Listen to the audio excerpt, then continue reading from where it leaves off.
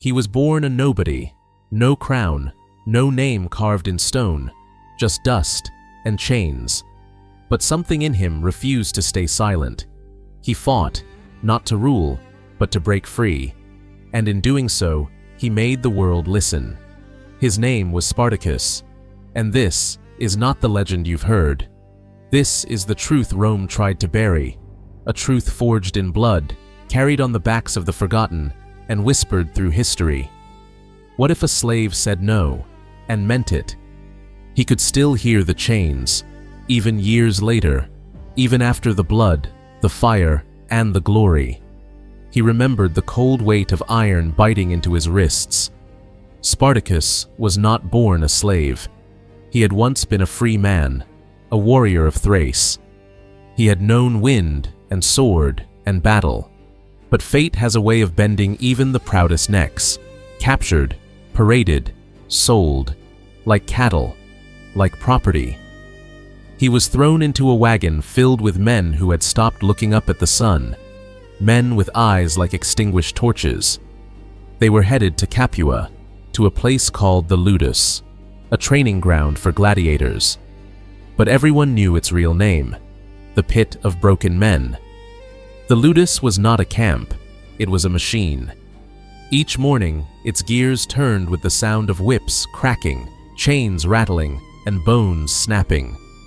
Trainers barked in Latin, sweat soaked the sand, and blood was spilled like water. Spartacus was silent. He did not cry out. He did not kneel. But he watched, always. He watched the guards, their routines, their weaknesses. He watched the walls, the gates, the weapons rack. And he watched the other slaves. One of them, a Gaul named Crixus, was fierce. Another, slender but quick, stole bread and never got caught. These men were not friends, not yet. But Spartacus remembered them. Days became weeks. The fights began. First with wooden swords, no killing, only pain. Then real steel, sharp, cruel, final. The crowds came to watch, to cheer, to laugh. Roman citizens, noble ladies, drunk soldiers. They didn't see men in the arena. They saw toys, dancing puppets soaked in red. But Spartacus, he saw something else. He saw fear, not in the slaves, but in the Romans. A fear buried deep beneath arrogance. A fear that one day, the puppets might pull their own strings. The day it happened began like any other. Hot, dry, brutal. Spartacus stood under the sun, arms aching, chest rising with each breath. Then came the moment. A guard struck a boy for collapsing. The boy didn't scream, but Spartacus moved. It was a blur. One moment, silence. The next, the guard was on the ground, blood pouring from his mouth. And then, everything exploded. Chains became weapons, shovels turned to blades, hands became fists of fury. The Ludus descended into chaos. Some slaves fled, some hesitated. But a few, just a few, stood beside Spartacus. Together, they broke the gates. They didn't have a plan. They didn't have armor. They barely had time. But they had one thing the Romans didn't: desperation. They ran into the hills. The sun was setting behind them, and the shadows of free men stretched long across the land. Behind them, smoke, screams, a city wondering how its pets had become wolves. In his hand, Spartacus held a Roman gladius, blood still fresh on the blade. He didn't speak, but his eyes said everything. This wasn't the end of his story. It was only the beginning. They had no map, no supplies, no plan, only a mountain and a sword. Spartacus and the handful of men who escaped the Ludus had vanished into the hills above Capua. The Romans expected them to run, to hide, to die alone in the woods. But Spartacus knew better. Mount Vesuvius would not bury them. It would raise them. In the shadow of the volcano, they built something the world had never seen before: an army of the broken. At first, they scavenged: dead animals, rotten fruit, rainwater from leaves. They slept in caves, shivered at night, and sharpened bones into blades. More men joined them. Runaway slaves, outlaws, peasants with nothing but rage. Spartacus did not ask where they came from. He only asked one question: "Will you fight with me?" And they did. He trained them in the dirt. No armor, no horses, no command horns, just instinct, rhythm, unity. They learned to strike as one, to move like a shadow across the hills. He was not a general, but he knew what Rome feared: order from chaos. Rome sent its answer: a praetor named Gaius Glaber. 3,000 soldiers marched to Vesuvius, surrounding the mountain. They cut off food, water, escape. They called it a siege. Spartacus called it an opportunity.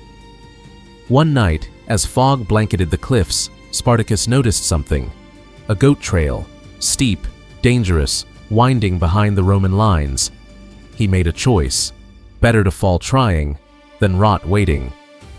They weaved ropes from vines, tied scraps of cloth for silence, moved at midnight, down the mountain, around the siege, right into the heart of Rome's camp. The first sword struck just before dawn. By sunrise, the Romans were running. By noon, Spartacus's army had weapons: real swords, real shields, real armor, and something even more powerful: belief. The world began to whisper.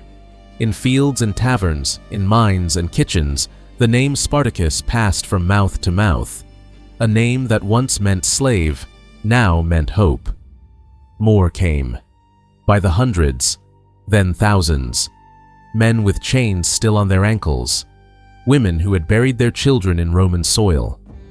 Boys who had never held a weapon, but held fire in their eyes. Spartacus took them all.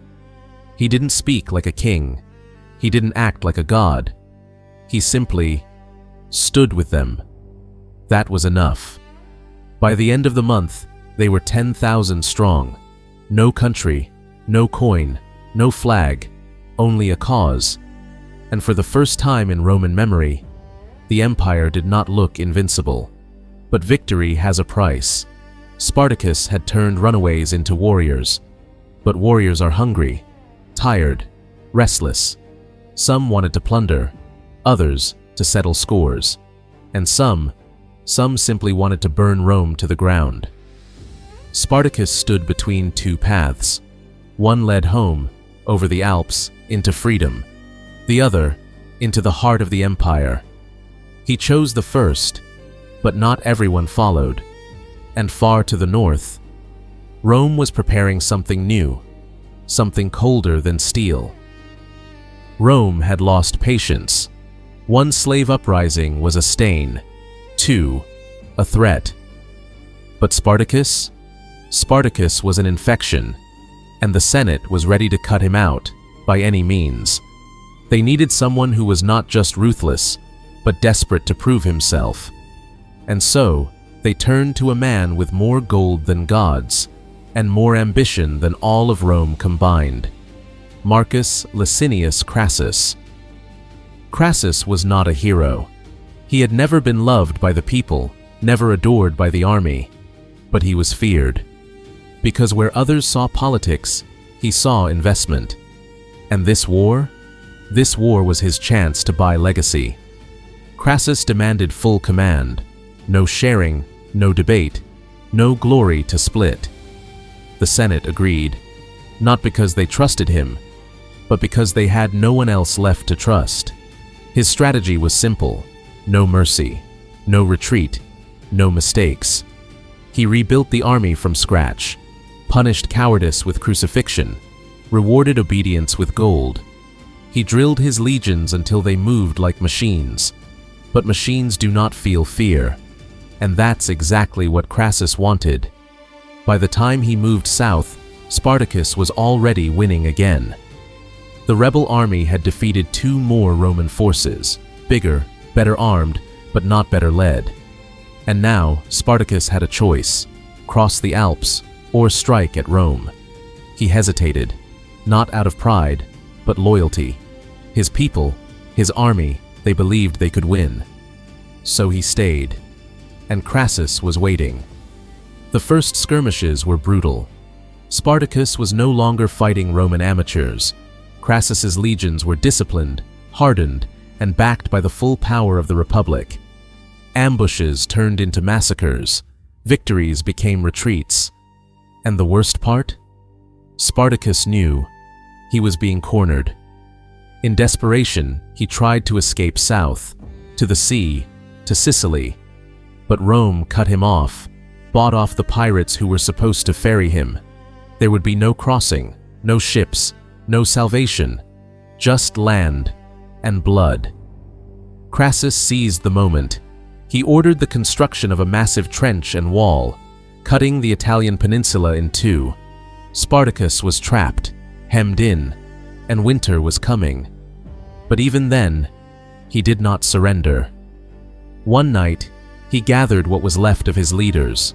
No generals, just men with scars and eyes too old for their faces. He told them the truth, that they were surrounded, outnumbered, that Rome would offer no mercy. But also, that this was not about victory anymore. It was about defiance, about dignity, about dying on their feet, not living on their knees. The next morning, Spartacus drew his sword, lifted it to the sky, and his men, they roared, not in fear, but in fury. Far off, Crassus heard that roar, and for the first time in his campaign, he paused. It began with silence, no horns, no drums, no battle cries, just breathe. Tens of thousands stood in the cold, their hands gripping weapons not forged in imperial forges, but in desperation. Spartacus stood at the front, not above, not behind, with them, among them. One man among many, but the only one who believed that this was not the end. Across the field, Crassus waited. His legions were clean, sharp, oiled with discipline. They had war machines, heavy cavalry, engineers. Rome had come to crush rebellion, not with rage, but with calculation. Spartacus looked around. Some of his warriors had no boots. Some wore pieces of Roman armor, taken from the dead. Some held farming tools, hammers, rusted blades. But their eyes burned brighter than any polished sword. He raised his arm, and the wind paused. No speech, no rallying cry, just a nod. And then, the ground thundered. They charged. It was not a battle. It was a scream made flesh.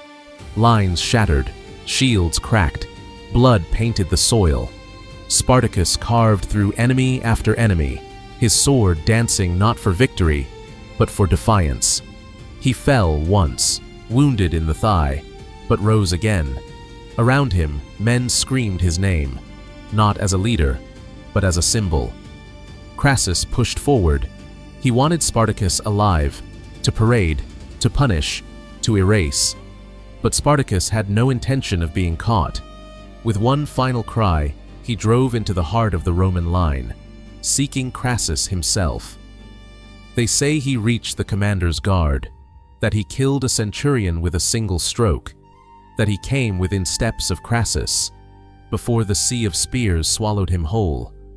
No one ever found his body. When the dust cleared, the field was silent again. Thousands of rebels lay dead. Thousands more were captured. 6,000 were crucified along the Appian Way, a warning carved in flesh and wood. But Spartacus was never hung on a cross. He remained legend. Rome won the battle. But it never truly killed the fire, because fire does not die with one man. It hides, smolders, waits, and someday, when the world forgets to fear it, it burns again. They never found his body, only whispers, whispers in fields, in alleys, in the hearts of those who still wore chains. Spartacus became a question that Rome could never answer. What if a slave chooses to fight? His rebellion was crushed, his army destroyed, his name erased from monuments. but not from memory, because Spartacus was not just a man, he was an idea, and ideas do not die easily. Over centuries, his name re-emerged again and again, in dusty scrolls, in secret songs, in campfires lit by rebels and runaways. He became a symbol, not of victory, but of resistance. In time, others followed his path. Rebels who defied kings, workers who stood against masters, nations who rose against empires. They called themselves many names. But in every heartbeat of defiance, there was a little piece of Spartacus. Poets wrote of him. Philosophers debated him. Leaders feared what he stood for. Because in every age, in every land, the question remained: what if the lowest among us refuses to stay low? In modern times, his story inspired revolutions. His name appeared in novels, operas, cinema. Children learned it in classrooms. Activists painted it on banners. And though centuries passed, though empires rose and fell, Spartacus remained. Not as a conqueror, not as a saint, but as a reminder that freedom, true freedom, is never given. It is taken. So if one day you hear a whisper, from a book, from a dream, from somewhere deep in the quiet corners of your heart, and it says, "Rise," know that Spartacus is speaking still.